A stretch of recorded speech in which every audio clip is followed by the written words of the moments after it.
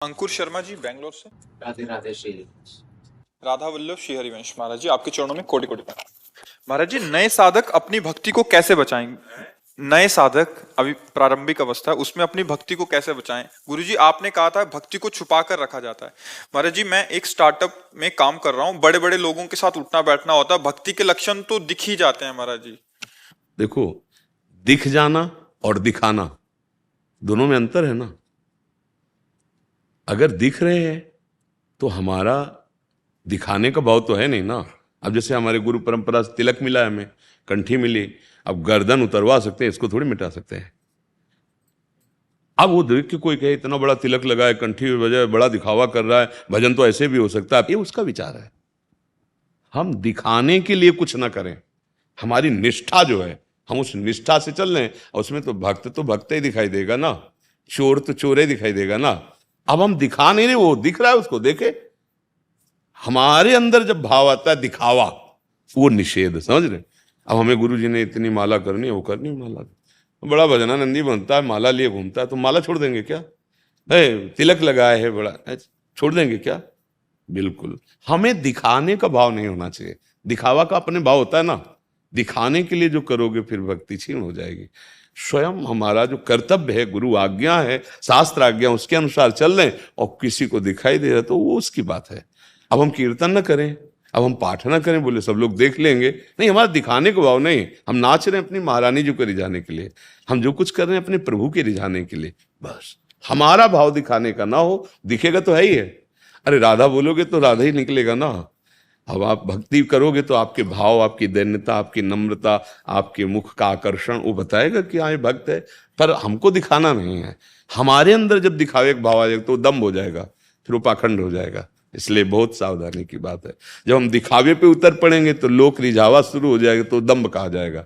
हमारी हर साधना, हर वृत्ति भगवान के रिझाने के लिए, आराध्य देव की रिझाने। अब वो प्रगट में तो दिखाई देगी ही।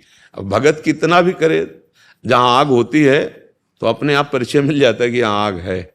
आंच होती है, उसका धुआं निकलता है, उसका तेज होता है। ऐसे ही भगवान नाम की आग जिसके हृदय में, तो उसकी आंख, उसका चेहरा, उसके आचरण, उसकी वाणी सब बदली हुई नजर है। वो दैवी संपदावान भगवान का पार्षद हो जाता है, भले पैंट शर्ट में रहो।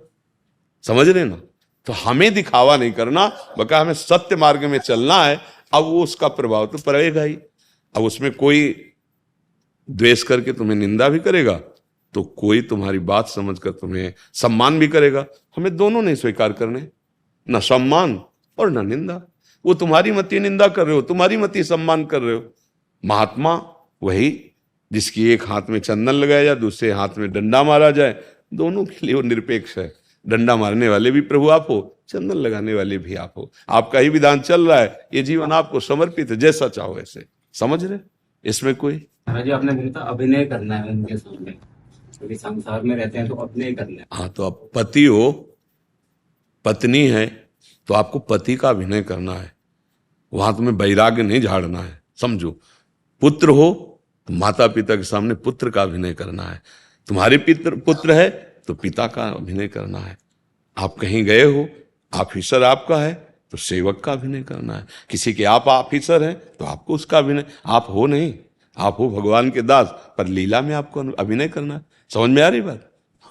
अब जैसे आपके ऑफिस जाना है, अब वहां आप मान लो कंठी बांधे हो, तिलक बांधे, अब वो निषेध कर रहा है कि आप ऐसा नहीं कर सकते, नहीं आपको नौकरी से निकाल देंगे। तो यदि निष्ठा वास्तविक जागृत हो गई है तो आप कहोगे निकाल क्या दोगे, इस्तीफा हमसे ले लो। हम अखिलकूट ब्रह्मांडों के स्वामी के दासत्व को तेरे कहने से नहीं मिटा सकते। एक बार बादशाह सम्राट कहे जाते थे अकबर, वो आगरा उनकी ऑफिस थी, आए यहाँ,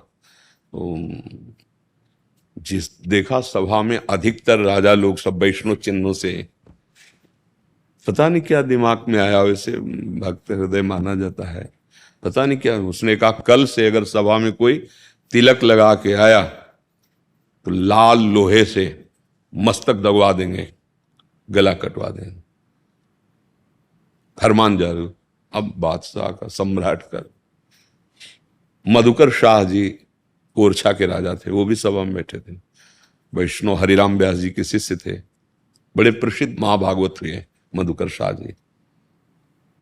घर गए विचार किया, यार जीवन तो भगवान के लिए है, मरेंगे तो है ही है। गुरु प्रदत्त तिलक न लगा के जाए एक मुल्क के बादशाह और अखिल लोगों का बादशाह, ये तो ठीक नहीं होगा।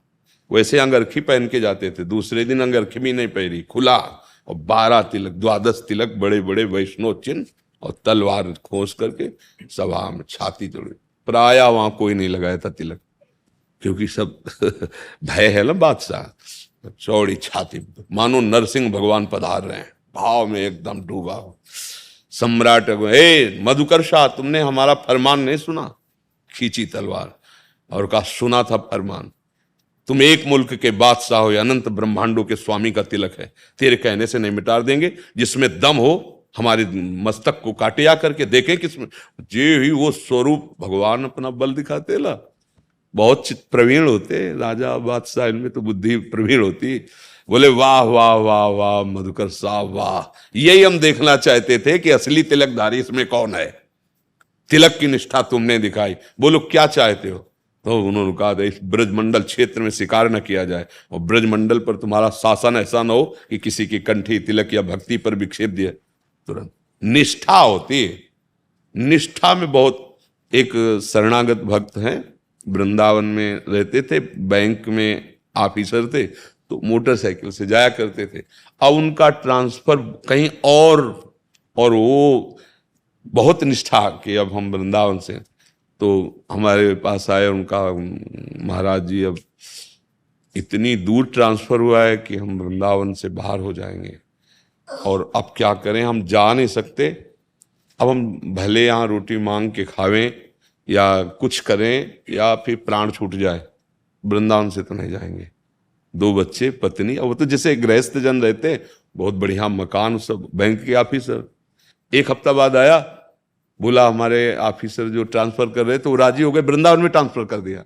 वृंदावन में, मतलब पहले तो कहीं आगरा या कहीं जाते, वृंदावन में। आश्चर्य हुआ हमें कि देखो प्रभु निष्ठा को कैसे निर्वाह, अब वृंदावन में ही रह रहा है, वृंदावन में ही चला जाता है। और निष्ठा पहले एक बार झकझोर करके देखा जाता है कि आपकी क्या, अगर निष्ठा परिपक्व तो चमत्कार प्रकट हो जाएगा, क्योंकि भगवान भगवान है वो हमारे है, और उनके भजन का बड़ा दिव्य फल है। तो ये बात, हमें डरना भी नहीं है कि कोई हमारी भक्ति को बाधित कर सके। 5 वर्ष के प्रहलाद जी नहीं डरे हिरण्यकश्यप से, वो त्रिभुवनपति, कुछ नहीं कर पाया, कुछ नहीं। 5 वर्ष के बालक को भयभीत हो गया कि कैसे मारू, मर ही नहीं रहा। अग्नि न जाने क्या क्या विष और क्या जो जो करवा पाया, कुछ नहीं, क्योंकि जिसके हरि है, भगवान है, उसका कौन बाल बाका कर। तो निश्चिंत रहो, भगवद आश्रित, नाम जप, और जो तुम्हें स्वांग मिला है उसको अच्छी तरह करो, पर स्वांग समझ के। तुम वो नहीं हो, तुम हरि भक्त हो, हरिदास हो, तुम्हें सेवा मिली, वो सेवा करो। जिसके प्रति जैसा वर्ताव शास्त्री सिद्धांत से, सिद्ध हो जाओगे, भगवान की प्राप्ति हो जाएगी। सारे महात्माओं में जो सद्गुण होते हैं वो तुम्हारे